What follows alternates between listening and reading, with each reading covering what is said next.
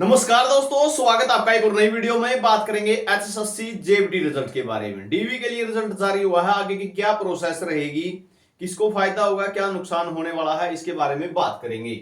और उससे पहले आपको एक महत्वपूर्ण जानकारी दे देता हूं। अगर आप भी इन पोस्टों की तैयारी कर रहे हैं सीईटी मेंस के बेस पे, एसपीओ की है, ग्राम सचिव की है, AFSO inspector food and supply, SI food and supply, female supervisor, taxation inspector, excise है, ऑडिटर है, मंडी सुपरवाइजर है, ऑक्शन रिकॉर्डर है, पटवारी है, फॉरेस्टर, स्टोर कीपर, कलरक या फॉरेस्ट गार्ड, यानी +2 और ग्रेजुएशन लेवल की पोस्टों की अगर आप भी तैयारी कर रहे हैं तो आपके लिए बेहतरीन बुक लेकर आए हैं एचएसएससी में सीईटी मेंस का ट्रिपल्स हुआ। इस बुक में क्या खास है, एक तो जो पीछे सीईटी के बेस पे जो 56-57 ग्रुप हुए थे, ठीक है, 2 पेपर कैंसिल हो गए थे, उसके बाद जो है 56-57 का कैंसिल हो गया था, उसके बाद फिर 56-57 का एग्जाम दिया था, वो चारों पेपर इसके अंदर विद सॉल्यूशन डाल रखे हैं। साथ में 56-57 जो ग्रुप का सिलेबस है उसके बेस पे ये बुक तैयार की गई है।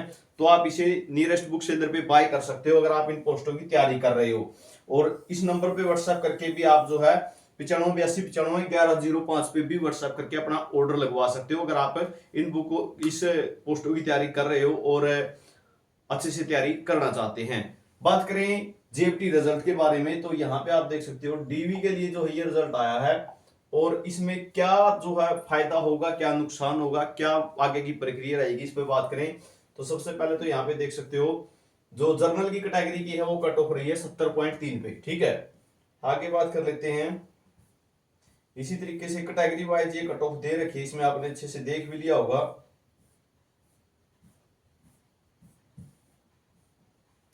यहाँ पे ईएसएम की है, जर्नल ईएसएम की 59.85 पे है और यूआरवीएच यूआरएचएच तो ये दोबारा से रिवाइज क्यों किया गया, पहले इसके बारे में बात कर लेते हैं। ईडब्ल्यूएस की है 67.45 पे है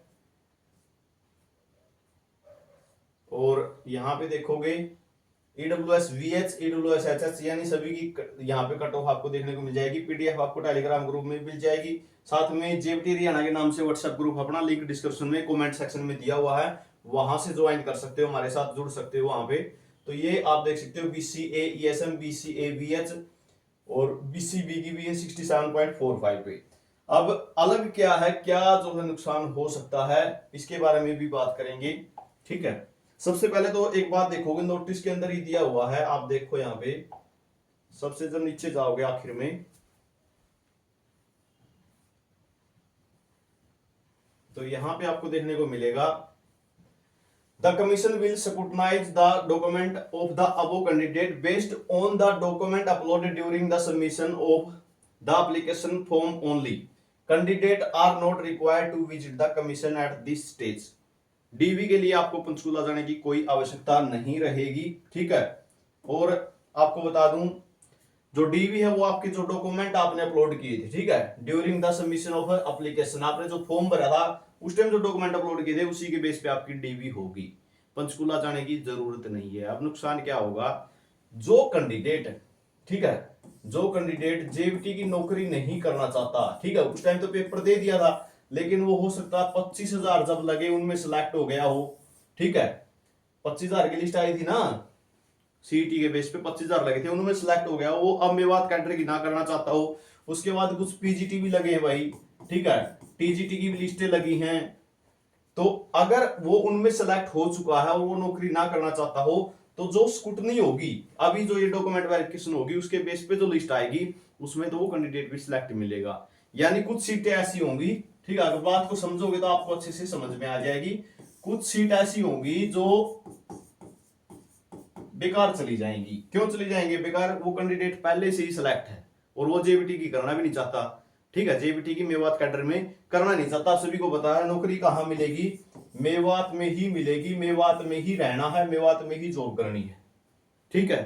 तो वो मामला है कि मेवात में ही जो नौकरी करना चाहता है वही जाएगा वहां पे। तो हो सकता है कोई पीजीटी टीजीटी लग गया हो या फिर 25,000 में लग गया हो, तो कुछ सीटें जरूर होंगी ऐसी जो बेकार चली जाएंगी।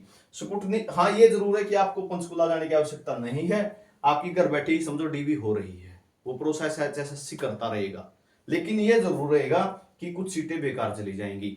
रिजल्ट दोबारा से क्यों आया है इसका आपको अच्छे से पता ही होगा कि ईडब्ल्यूएस वालों ने केस किया था और जो लगभग 70 सीटें थी वो बढ़ा के अब लगभग 145 कर दी गई है, ठीक है, सीटें बढ़ी हैं, साथ में जो है सीटें बढ़ी हैं और रिजल्ट को रिवाइज कर दिया गया है। अभी जो डीवी की लिस्ट आई है वो इसी कारण से जो है ईडब्ल्यूएस की कमाई हुई है, पहले जर्नल से भी ज्यादा थी। तो ये जानकारी आप सभी के लिए रहेगी, ठीक है। इस विषय पर जरूर सोचना कि कुछ सीटें जरूर खराब होंगी, इसके बारे में आपका क्या कहना कमेंट सेक्शन में जरूर बताना। हर अपडेट के लिए हमें फॉलो करना। बहुत जल्द जो है कट ऑफ के बारे में भी एनालिसिस करके आपके साथ जानकारी साझा की जाएगी।